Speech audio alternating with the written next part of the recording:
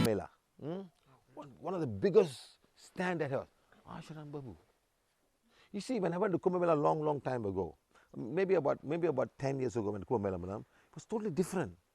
There was no gods there. Every guru was putting up their stall. They're promoting themselves. I say, where's the gods?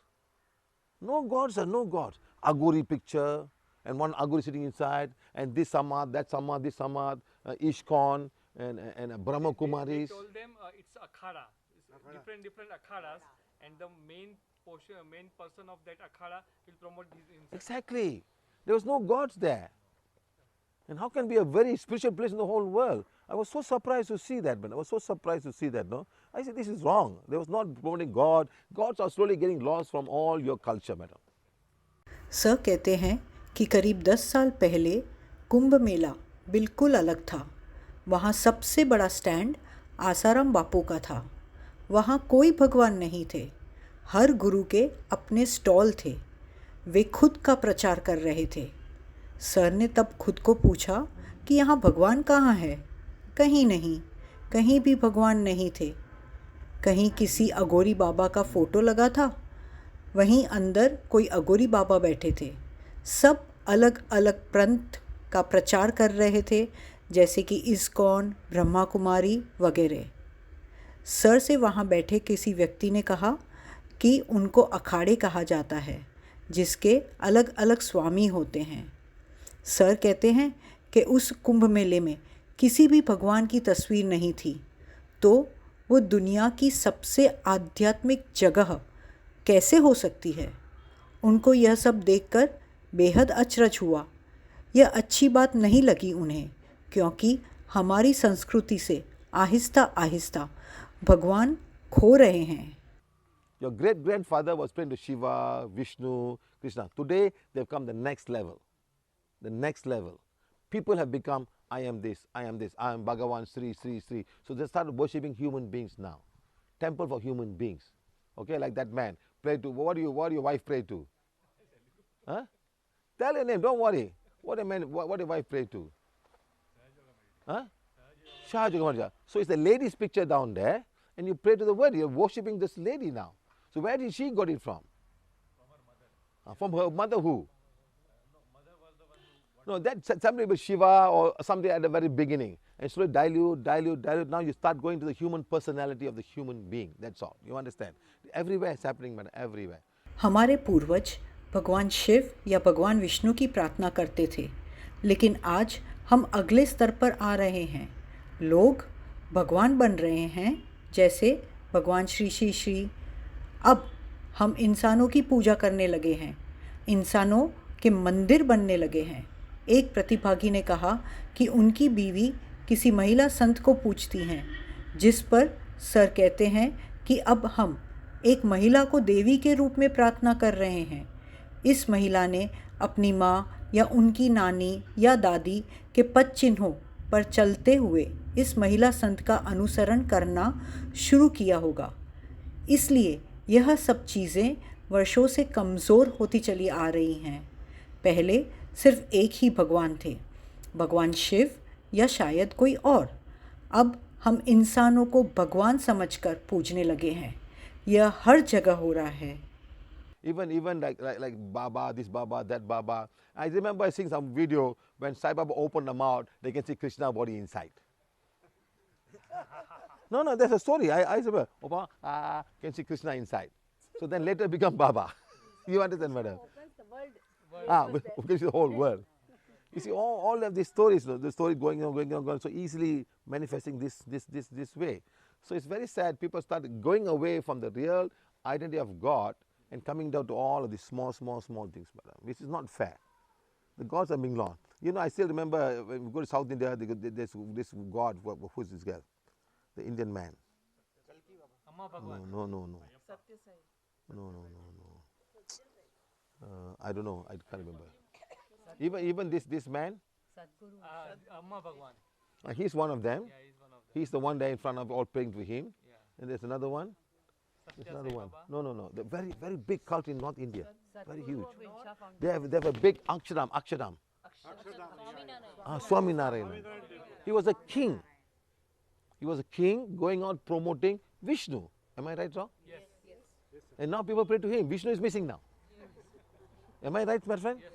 He's gone. He was promoting Vishnu to all the villages as a king. You must pray to Vishnu, must pray to Vishnu. He went around, and slowly Vishnu is missing now. Now all pray to him. Now this is what happening to all over the world.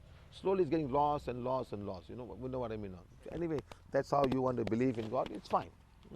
Sir ने कहीं कहानी सुनी थी जहाँ साईं बाबा ने अपना मुंह खोला और लोगों को उनमें श्री कृष्ण या ब्रह्मांड के दर्शन हुए थे, जिससे लोग उन्हें बाबा मानने लगे। इसी तरह की कहानियों से लोगों का विश्वास आगे बढ़ता है। यह कहना बहुत दुख की बात है कि लोग ईश्वर की वास्तविक पहचान से दूर जाने लगे हैं और इन सभी छोटी मानवीय पहचानों पर विश्वास करने लगे हैं। यह उचित नहीं है।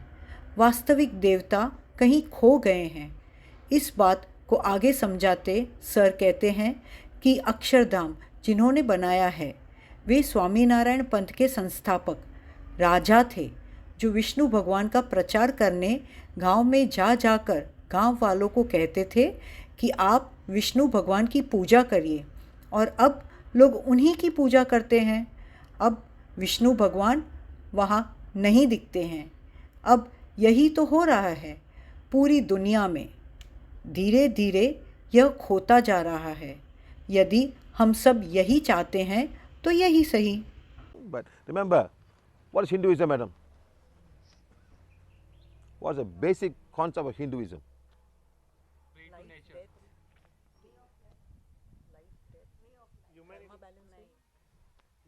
I learned this in my school in Malaysia when I was 11 years old. Basic concept of Hinduism. Brahma, Vishnu, Mahesh. Creator, sustainer, destroyer. No destroyer. Judgment day. You are created. Who created you? Your father, your mother. Through the divine. Your soul comes to you. To the mother, you get created. And who sustains you? Oxygen, water, food. Your father and mother help to sustain you. Correct, madam? Then you die.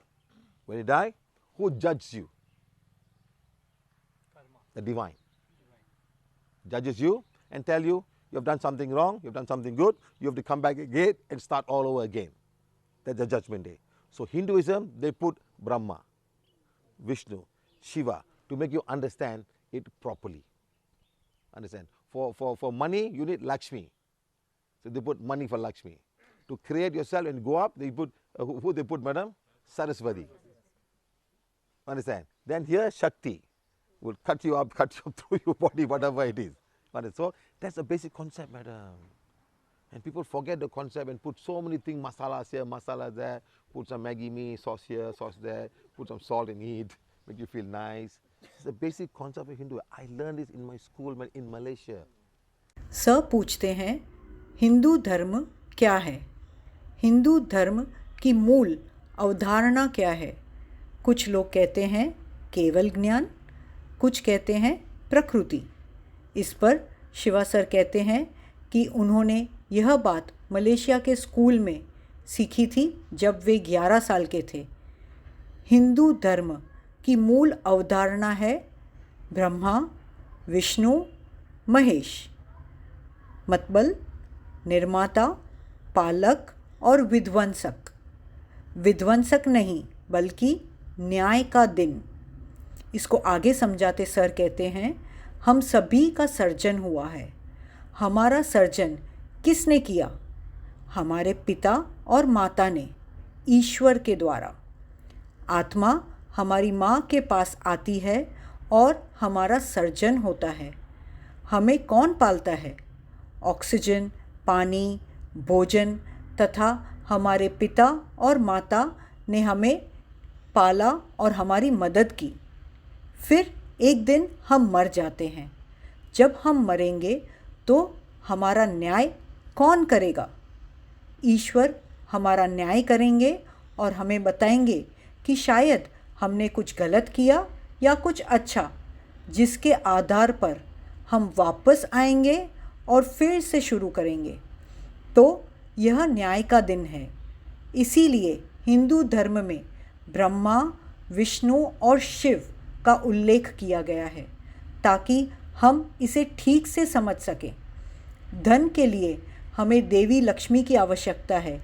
ज्ञान और सीखने के लिए हमें देवी सरस्वती की आवश्यकता है और फिर शक्ति दिखाने के लिए देवी शक्ति हैं। यह मूल अवधारणा है, लेकिन लोग यह सब भूलकर विभिन्न अवधारणाओं को जोड़ने लगे हैं।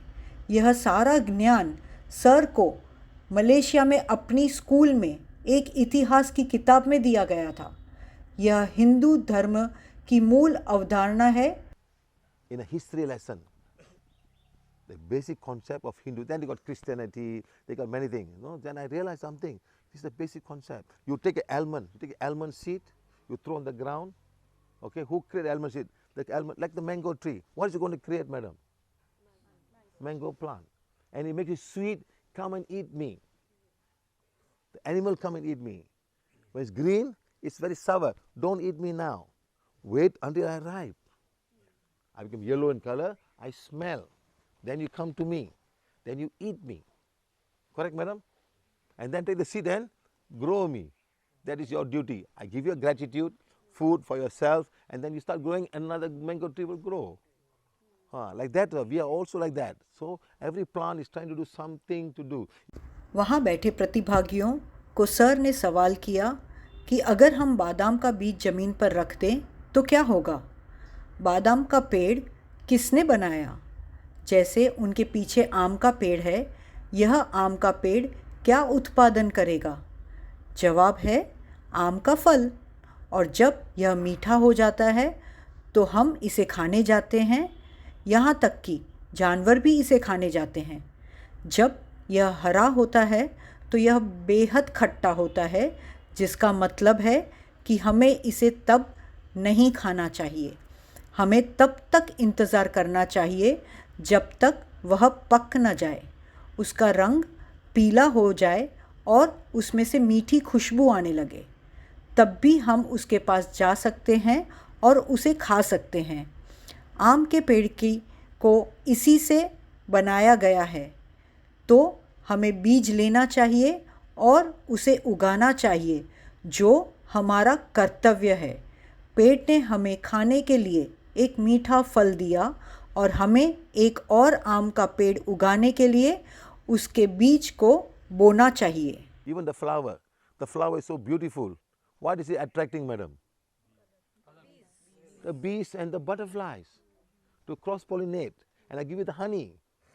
No honey, they won't go. There's one fruit, there's no honey, madam. There's one plant, there's no honey. Bougainvillea. It's very colorful, but there's no honey there. Even the what do you call this, madam? Even the banana tree has got honey. Have you ever tried banana, sir? You take the flower, you can sip. Beautiful honey, madam. So it's calling the bees to come and they cross-pollinate. So they have nothing. They just come and give it to you and they invite the bees. The color, the honey, they invite. In my country, sir, you won't believe me, because many plantations. And they put the honey bees in that plantation, humanly grown. Honey will taste like banana. Yeah, banana honey, I know. Because it's coming from the honey of the banana. Guava tastes like guava, madam. So you go to the honey, they say this is the guava plantation honey. It's just sugar. हर पौधा हमें कुछ न कुछ सिखाने की कोशिश कर रहा है। फूल भी बहुत सुंदर होते हैं। वे क्या आकर्षित करते हैं? मधुमक्खियों और तितलियों को परागण मतलब क्रॉस पॉलिनेशन करने के लिए। फिर यह हमें शहद भी देते हैं। तितलियां और मधुमक्खियां फूलों पर नहीं जाएंगी अगर उन फूलों में शहद ना हो। सर सभी से एक ऐसे फूल का नाम पूछते हैं जिसमें शहद नहीं है। जवाब है बोगनविला। यह बहुत रंगीन होता है, लेकिन इसमें शहद नहीं होता। यहाँ तक कि केले के पेड़ में भी शहद होता है। हम केले के फूल से शहद का स्वादिष्ट स्वाद ले सकते हैं। इसलिए सुंदर रंगीन फूल मधुमक्खियों को आने और परागण करने के लिए आकर्षित करते हैं। शिवा सर के देश मलेशिया में उनके पास कई केले के बागान हैं जहाँ वे शहद की मक्खियों का प्रजनन करते हैं। इन स्थानों से प्राप्त शहद का स्वाद केले जैसा होता है क्योंकि यह केले के शहद से आ रहा है। अमरूद के बागानों से प्राप्त शहद का स्वाद अमरूद जैसा होता है, लेकिन अंततः सब चीनी का ही एक रूप हैं।